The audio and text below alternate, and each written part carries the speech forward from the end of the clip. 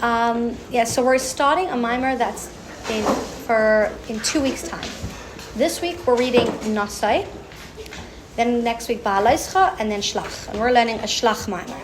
I think how many more weeks do we have? Two more weeks of learning? 2 more weeks? So hopefully this mimer minus a day. We're gonna go till Wednesday.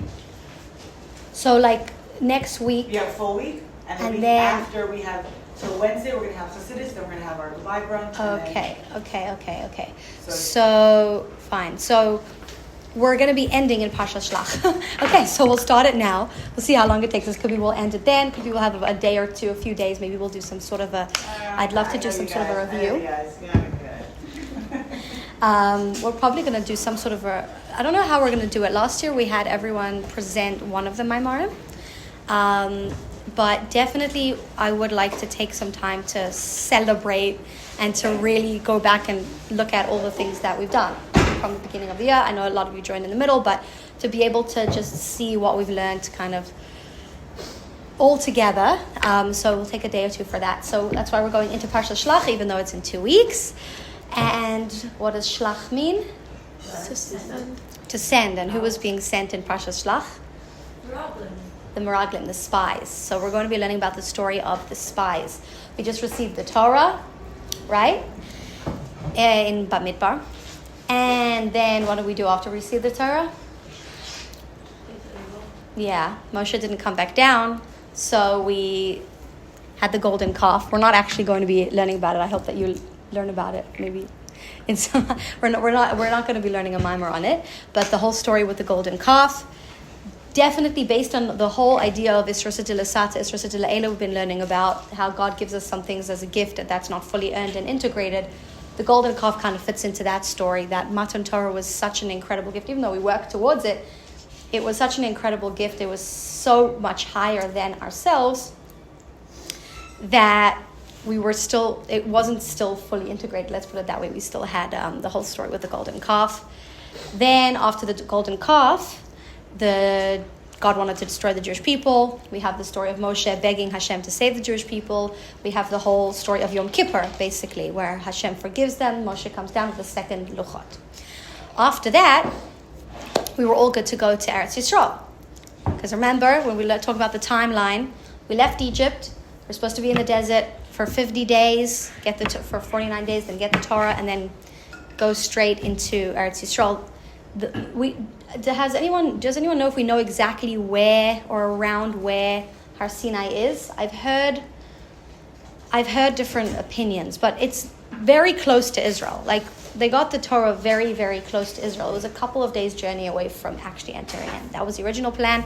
That plan got sidetracked first of all by the golden calf, because then Moshe had to go back on the mountain and daven and the whole thing.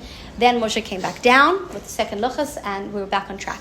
Then the Jewish people got a little bit worried. They said, we don't know what this land is. We don't know where we're going. We don't know what we're getting into. And they asked Moshe, oh wow, how did that happen, Mos? Do you want to draw? They asked Moshe if they could send some spies. Moshe said he has to speak to Hashem. He asked Hashem, what should we do? And Hashem said, you just do what you want. Hashem didn't give him a conclusive answer like yes or no. He said, you decide. So Moshe let them send spies. He chose 12, one, the head of each tribe, the most righteous of each tribe. Rashi calls them Anashim, righteous men. And they went to scout out Eretz Yisrael. They came back with giant fruit. Right? Are you familiar with this? It took 6 of them to carry a bunch of grapes, 3 on each side. One of them came with a fig, that was what he came back with, a massive fig. One of them, I think, with a pomegranate, if I'm not mistaken. They basically brought back the Shivat Aminim, and they were giant. There were giants living in Israel at the time. They were called the Nephilim. Nephilim comes from what word? Nun Pei Lamed, Nafal. They fell. The Nephilim, the fallen angels. Yeah, they were called the Nephilim because once, it's brought down in Rashi that there were angels who came and and co-created with people, and there were these giants that came as a result, and there were these giants living in Israel at the time. And the Meraglim came back and basically said, this is what we're facing, a nation of giants, giant food, everything very big, bigger than us. And the Jewish people started to cry and to freak out and say, why did God take us here into the desert just to die? We should go back to Egypt. And then Hashem got angry again, punished the spies. The Jewish people asked for forgiveness. And after that, they were told that they have to stay in the desert for 40 years. Okay, so 40 additional years until they could go into Eretz Yisrael. So there were 2 spies who did not join in the warning, Kalev and Yoshua. They were the 2 who were saying, no, it's good. We're supposed to go to Eretz Yisrael. Hashem will protect us. Hashem is on our side. They were not punished. They did not die. And the decree was that anyone under the age of 40? 20?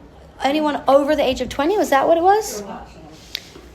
Like basically the older generation were told that they're not going to make it into so it was 40? Anyone over the age? I think anyone over the age of 40. Yeah, anyone over the age of 40? Trying to remember. I guess so. And then every year basically they would go and on Tu B'Av, I think they would dig their graves. Thank you so much. Tisha B'Av.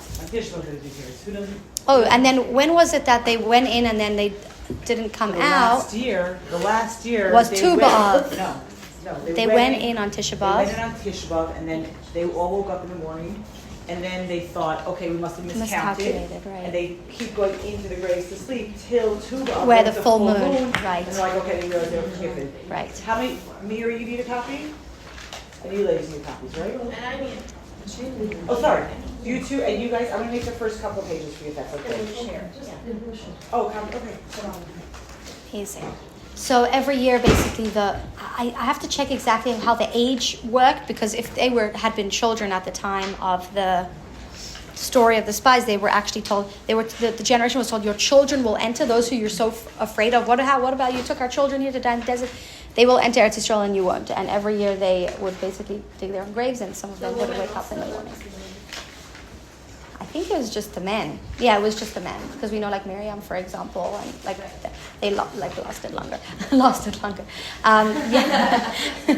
Yeah, we have like a good record when it comes to all of these stories. The woman, the kind of in Egypt itself, in the story of leaving Egypt, of the dancing. How did they know who was dying when each year? Who was what? Who was going to die? They didn't. Each year?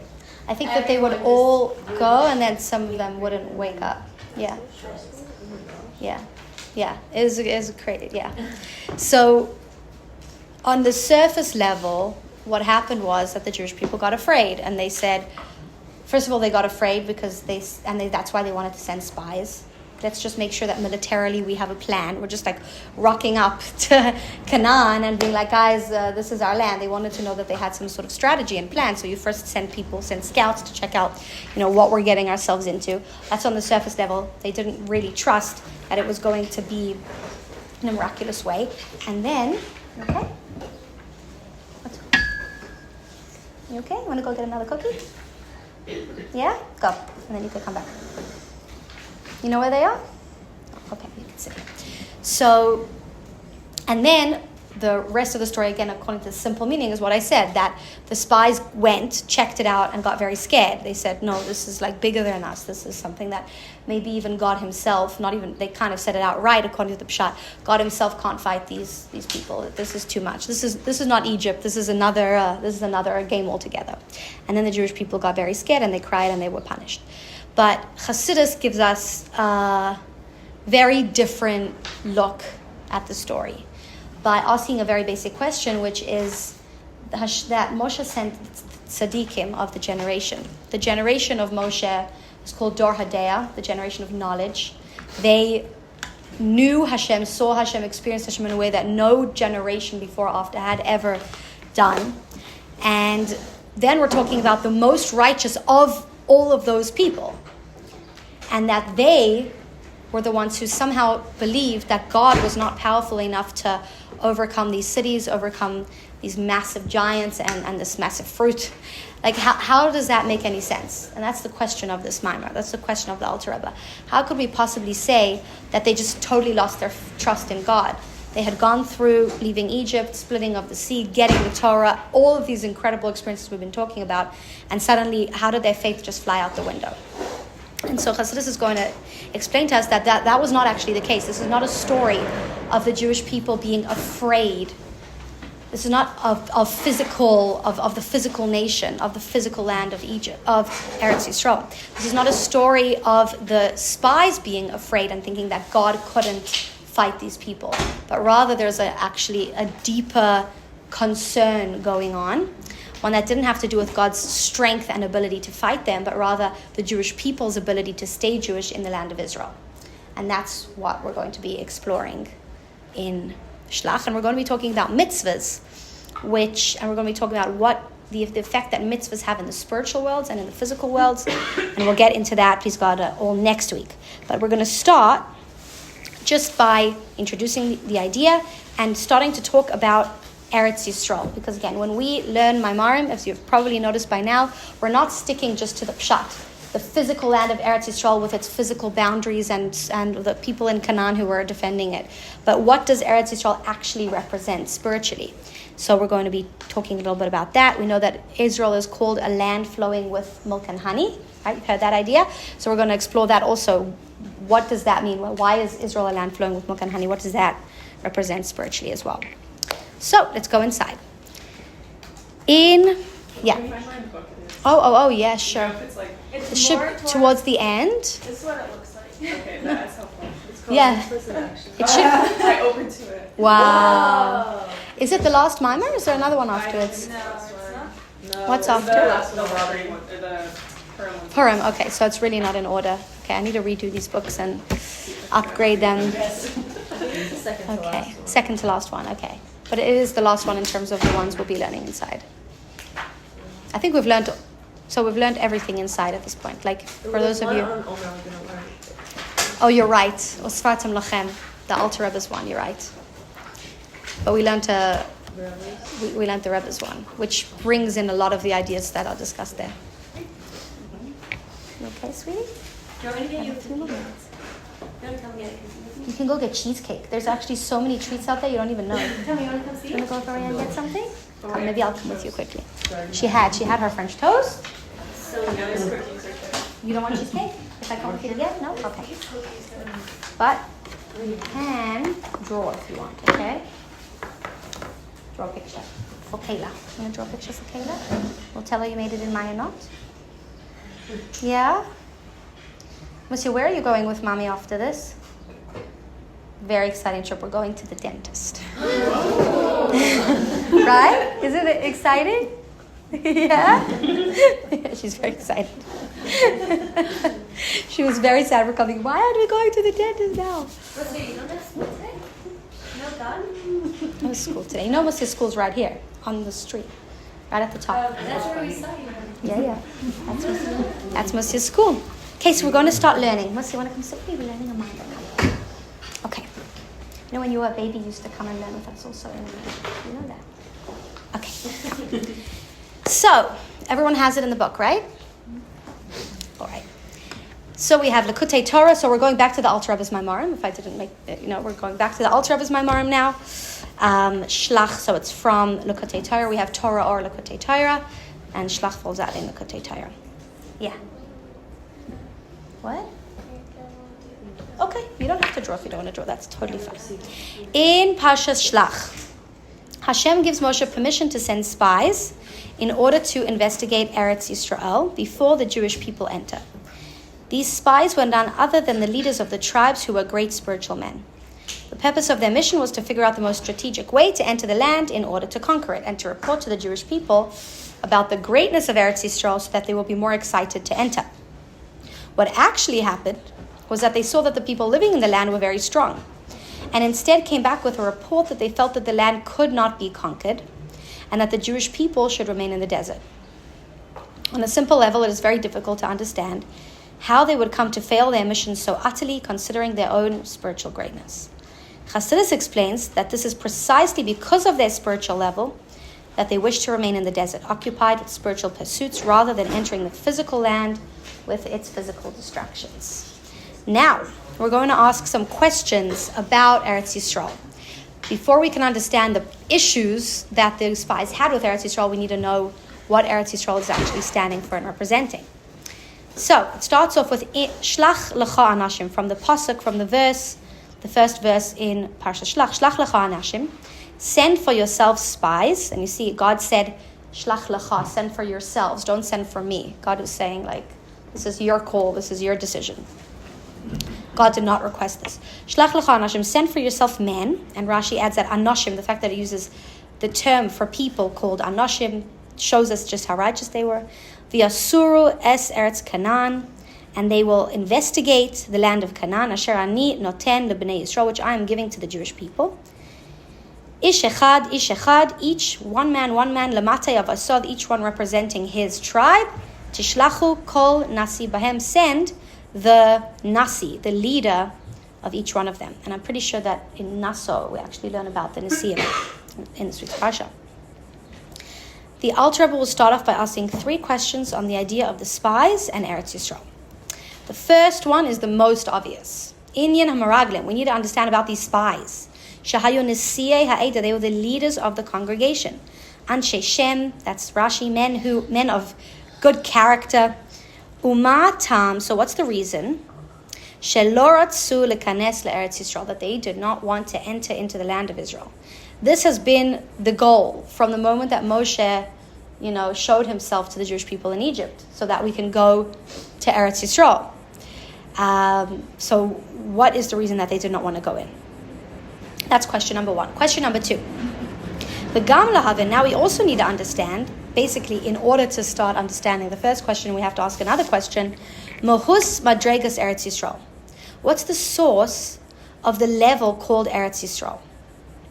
Hine ksiv, about which it's written, Haaretz asher nasati lahem, the land which I gave you, bless you, which I gave to them, Eretz Zavas, bless you, Chalav Udvash, a land flowing with milk and honey. Why do we call the land of Israel a land flowing with milk and honey? And what is unique about the land of Israel specifically? Uma shevach. What is this? Why is this a praise? It's a little bit, we kind of just get used to the whole land flowing with milk and honey. We've heard it so many times. It's a bit of an interesting expression. I would probably rather hear like a land flowing with gold and oil, What's this idea of a land flowing with milk and honey? Those are our neighbors. We have the milk and honey, and Rashi tells us that the milk is goat's milk, and the honey is date honey. That the goats, that the idea is that the goats will be like, they're so full of milk that it'll just flow out of them down the mountain, and then the dates will be so juicy, and that their honey will flow down, and that's how Rashi describes a land flowing with milk and honey, which sounds, lovely and abundant, but, again, we'd probably, on a simple level, like rather the oil, right?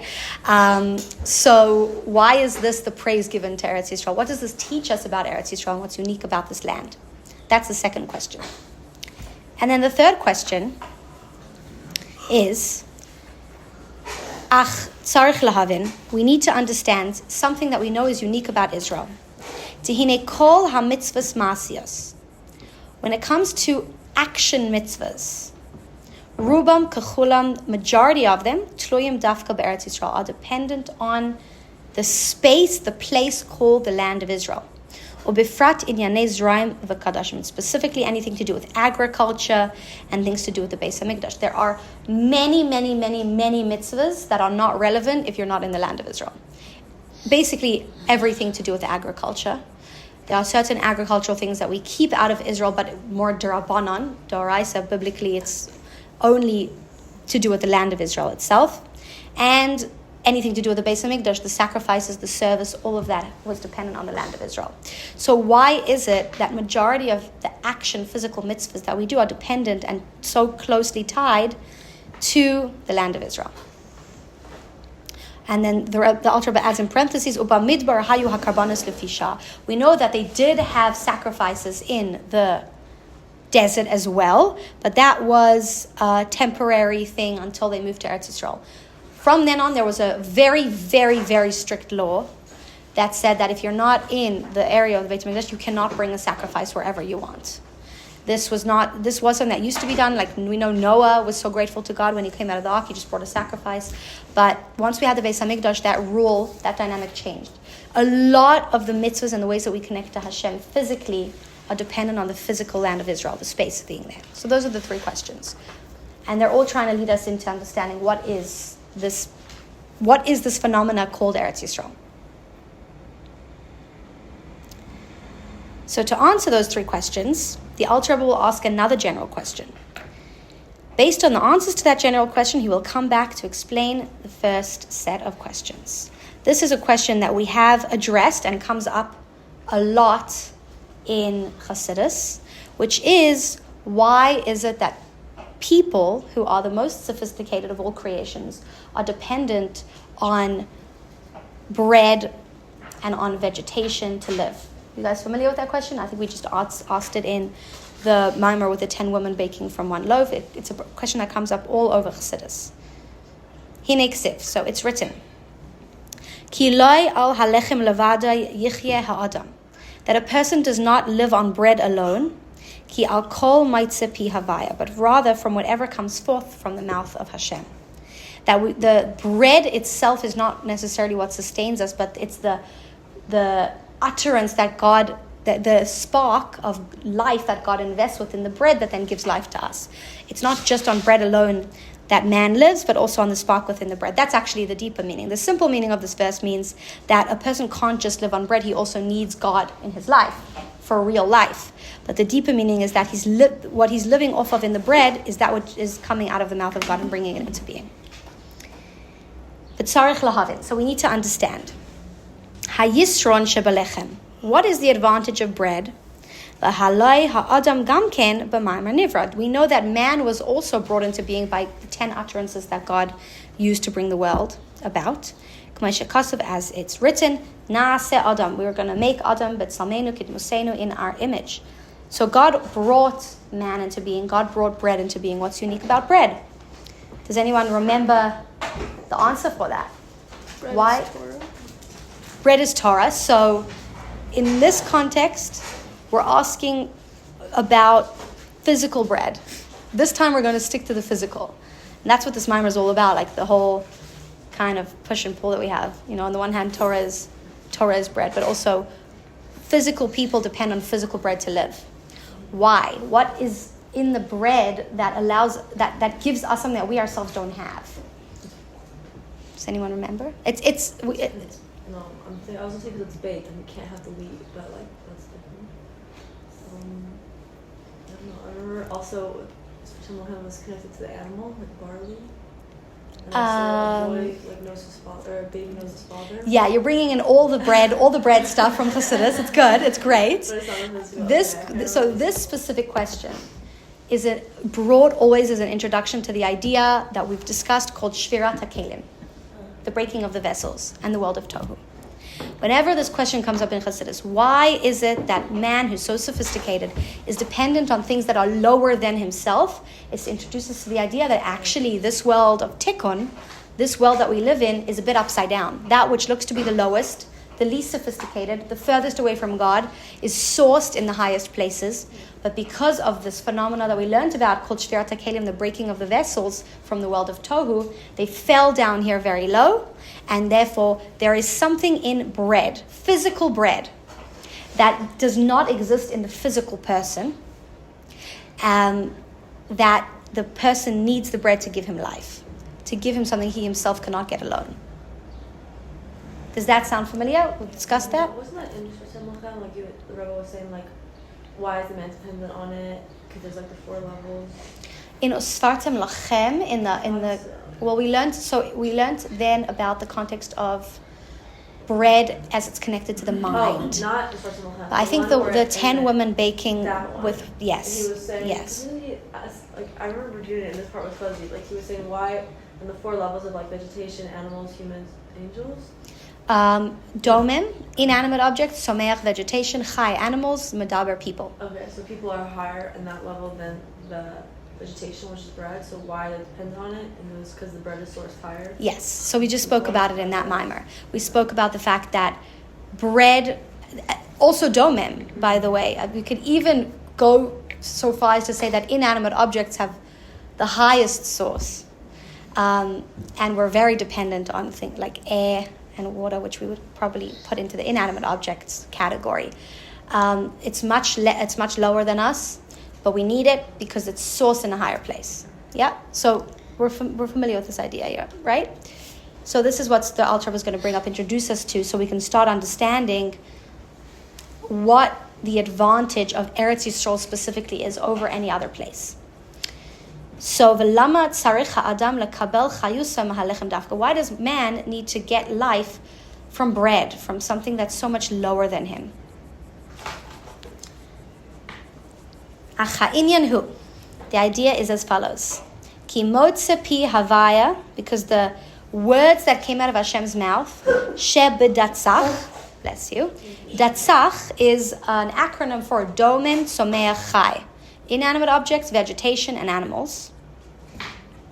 Hu inyan harapach nitzotzin shenaflu b'shviras hakelim. It's the idea of the 288 sparks of tohu that fell in the shattering of the vessels. So, as we've discussed, the world of tohu is a spiritual level of divine light.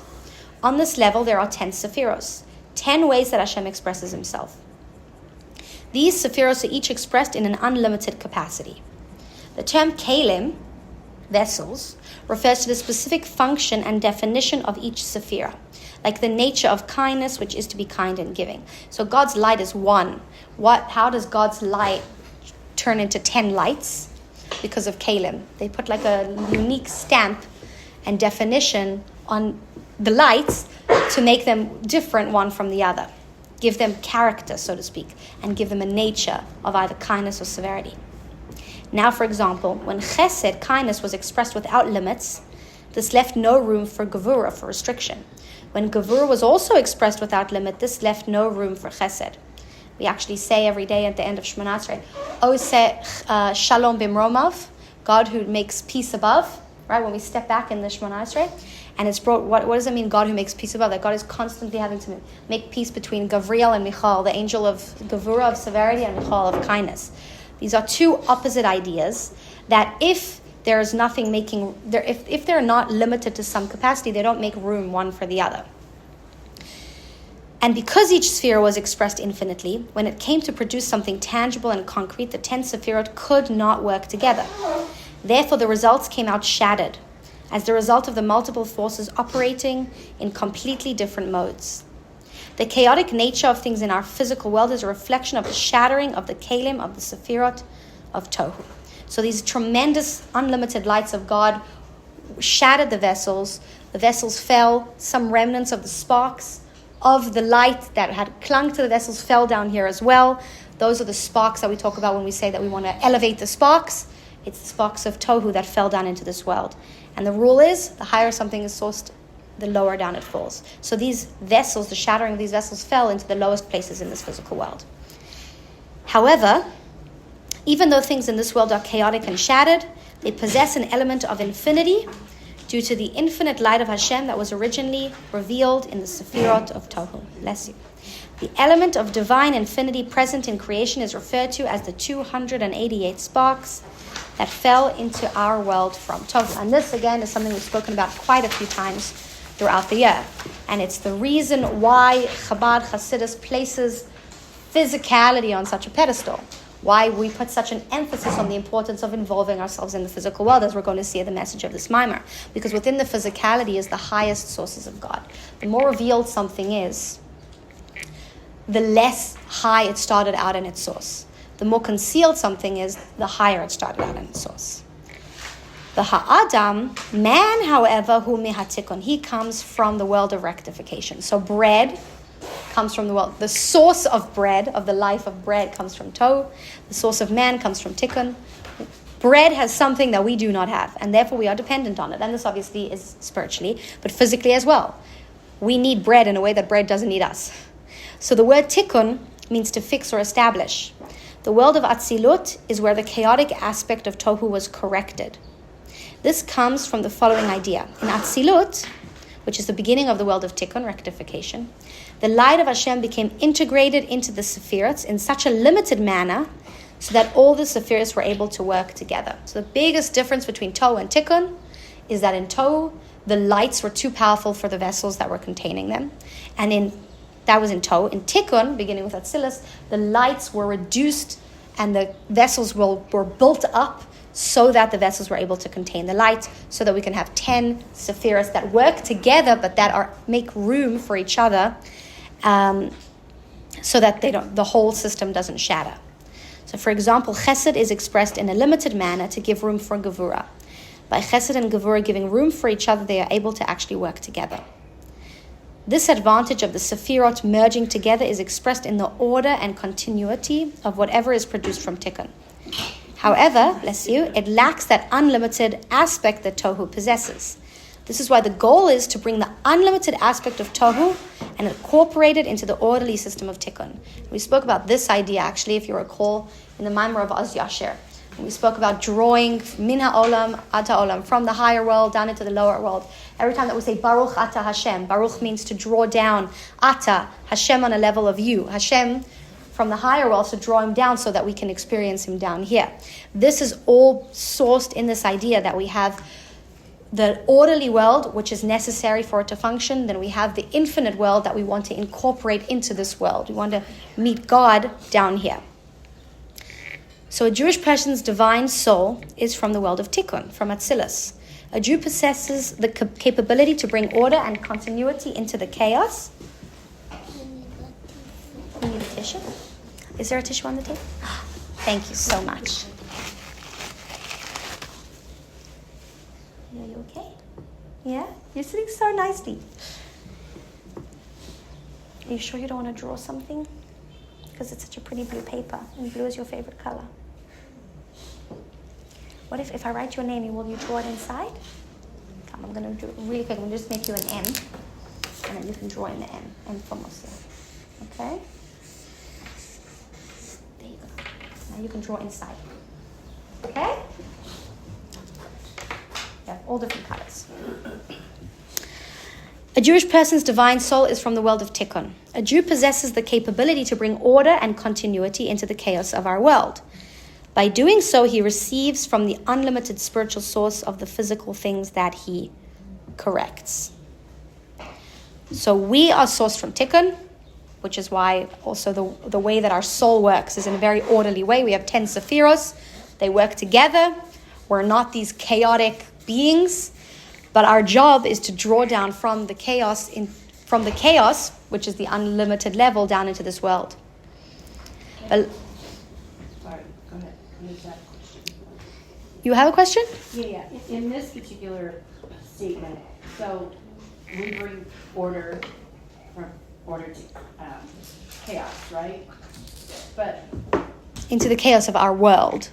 Yes, because our world so the idea is that our world is a world of Tikkun, but the chaos that exists in this world is a reflection of the world of Tohu that fell into this world, and our job is to make sense of that. So we've talked about the idea of Avodat HaBirurim. You guys recall the work of elevating the sparks. That's making order. That's the sparks exist in this world in a very chaotic way, in a way that's concealed. We're trying to literally make order out of that. We're saying we're going to get rid of the klipa. We're not going to deal with that. We're going to find the spark of God and we're going to elevate it. That's the idea of us making order in this world. Tikun olam. You heard that idea? Tikun olam is the idea of making order in a world that has chaotic elements that are reflected from the world of Tohu that fell into this world. so the statement unlimited spiritual source of the physical things he corrects. So when you correct and bring order into something in your physical realm, are you pointing out a spiritual source of that physical? Is it an experience? Is it physical matter that we're drawing from? So it's the idea that I can take something that when you look at it from the surface, you don't see God. right? You just see concealment. And that through Torah and mitzvahs, through the tools that God has given us, we can show how actually God exists in this physical thing. That's making order, so to speak, out of that thing. That's making order out of the world. A world that's constantly concealing God. We're saying, no, God's there. And so that can be in a physical thing, that can be in an experience, that can be in a thought. In our physical lives, we're constantly trying to extract the God from the concealment, and that's the process of Tikkun Olam. Does that make sense? Yes. Yeah? And that's really what we speak about when we speak about Avodat HaBirurim. Literally the refinement process of just working the physical world, involving ourselves in the physical world, but not to the point that we lose sight of the fact that God is there. So revealing the fact that God exists there. V'lachen, so we'll finish off with this paragraph here. This is all, again, an introduction to why we need Eretz Yisrael, because we're going to see Eretz Yisrael is the kind of ultimate expression of the need for man to be involved in the physical world. So v'lachen tzarich ha'adam, that is why a person needs, that is why, based on what we said, that man comes from tikkun, rectification, and the physical world comes from tohu, from chaos. Lekabel chayusay midatzach dafka, to get his life specifically from physicality, from domem, tzomech, and chai, from animals, vegetation, water, inanimate objects, etc. Lefisha shoresh harapach netzutzim, because the source of the 248 sparks, hu ma'od nale, is very high. Kamavur b'makam achar, as is explained in other places, that tohu is higher than atzilus. Okay. The reason I haven't elaborated on this is because I've spoken quite a bit about tohu. However, is this clear? Because if there's questions, let me know, and I can elaborate on it. So far, I pretty much read. Yeah, this is something you're familiar with? Okay, amazing. So that's where that ends. Now we're going to speak about the role of the soul leaving the spiritual world, coming down into this physical world, the advantage of physical mitzvah specifically, and then we're going to be able to relate that back to Eretz Yisrael. What's unique about Eretz Yisrael, about the place of Eretz Yisrael? Why is it called a land flowing with milk and honey? Why is it the goal to go to Eretz Yisrael?